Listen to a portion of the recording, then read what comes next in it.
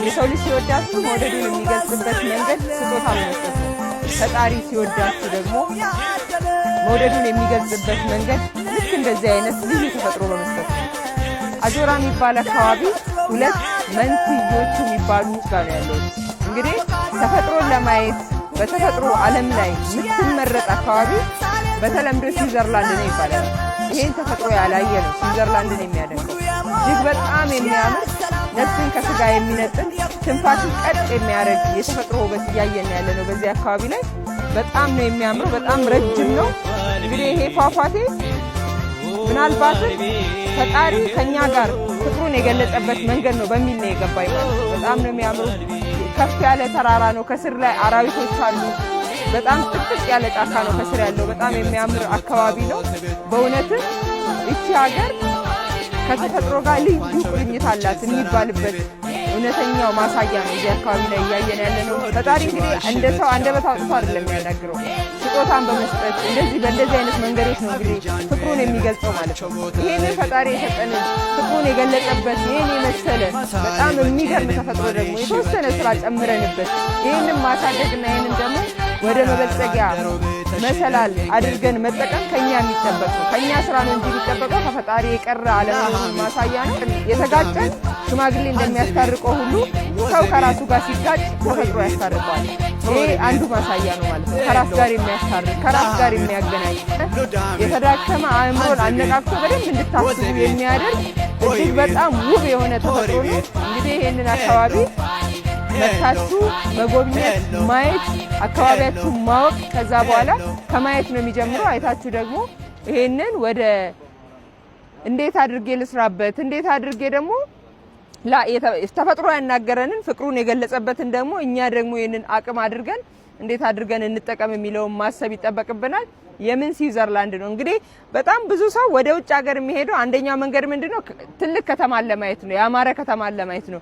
ያማረ ከተማ አዲስ አበባ ከየትኛውም አሁን ዓለም ላይ ያሉ ከተባሉ ከተሞች ውስጥ በጣም ውብ ሆና ያንን ትልቅ የሚባሉ ከተሞች ስታንዳርድን የምታሟላ ከዚህ በፊት ሰው ልጅ በጣም ትልቅ ወጪ አውጥቶ ሄዶ የሚጎበኛቸው አካባቢዎች በተሻለ ሁኔታ ተገንብታለች። በአብዛኛው ደግሞ ሰው ትራቭል የሚያደርገው ተፈጥሮ ለማየት ነው። ተፈጥሮን ደግሞ ለማየት ከኢትዮጵያ የተሻለ ቦታ አለ ብዬ አላምንም። የትኛውን ቦታ ላይ ገብታችሁ አለማወቃችን ምናልባት እነዚህን ቦታዎች ጎግል በትክክል ወይ በሰው ሰርች ሲያደርግ ምናልባት ላያገኘው ይችላል። በዛ ምክንያት ይሆናል የራቀው ማለት ነው እንጂ ዓለም ፈልሶ የሚያይበት በጣም የሚገርም ተፈጥሮ ፏፏቴው አለ። ከስር ያለው ደግሞ ሌላ ውበት ነው። አካባቢው እጅግ በጣም አረንጓዴ ነው። እጅግ በጣም ነው የሚያምረው። እንግዲህ መታችሁ አንደኛ እንዴት አድርጎ ፈጣሪ ከኛ ጋር ፍቅሩን እንደገለጸ እዩበት ይሄንን አካባቢ።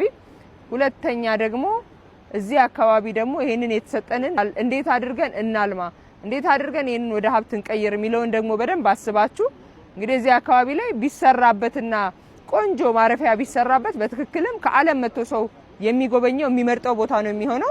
ሌላኛው ደግሞ ምናልባትም ረጅም ጊዜ ራሳችሁን በደንብ ማዳመጥ ያልቻላችሁ በደንብ ራሳችሁን እንድታዳምጡ ራሳችሁን እንድታገኙ ስሜታችሁን በትክክል እንድታውቁ የሚያደርግ ቀጥታ ከተፈጥሮ ጋር ኮኔክት የሚያደርጋችሁ አካባቢ ስለሆነ እንድትመጡ እና እንድታዩ ነው ምጋብዛችሁ። በጣም መግለጽ ከምችለው በላይ ነው እየተሰማኝ ያለው ስሜት። በጣም በቃ መናገር ከሚቻለው በላይ ነው።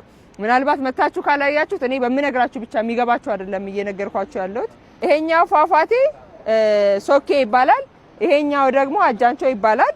ይሄኛው ፏፏቴ ከታች 170 ሜትር ነው ማለት ነው። ይሄኛው ደግሞ 210 ሜትር ነው ማለት ነው። ይሄ ከላይ እስከ ታች ማለት ነው። እጅግ በጣም ረጅም ነው። አሁን እዚህ ጋር ምናልባት በቪዲዮ ስናሳያችሁ ላታቁት ትችላላችሁ። መታችሁ ስታዩ ግን እጅግ በጣም ረጅም ነው። እየቆየ ይሄ አካባቢ ጉም ይሆናል ማለት ነው። አሁንም ጉም እየሆነ ነው። ትንሽ ቆይቶ ደግሞ ጉሙ ይነሳል። ለሊት ተነስተን ነው ወደዚህ የመጣ ነው። እንግዲህ በጣም ነው የሚያምረው ማለት ነው። የኛ ትልቁ ችግር አካባቢዎቻችንን አናቅም።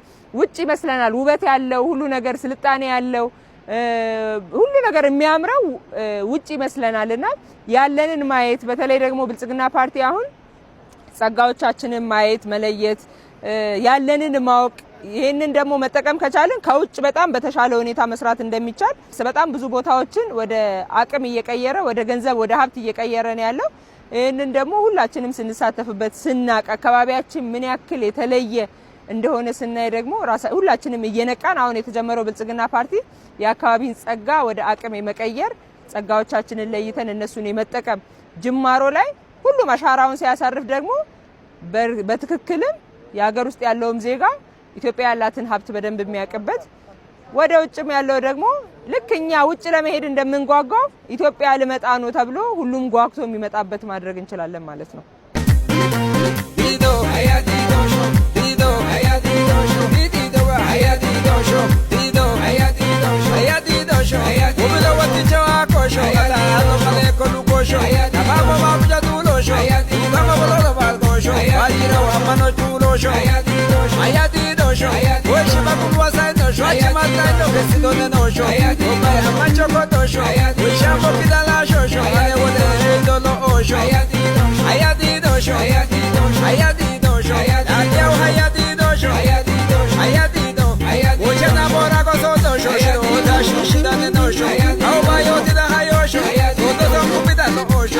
Hayati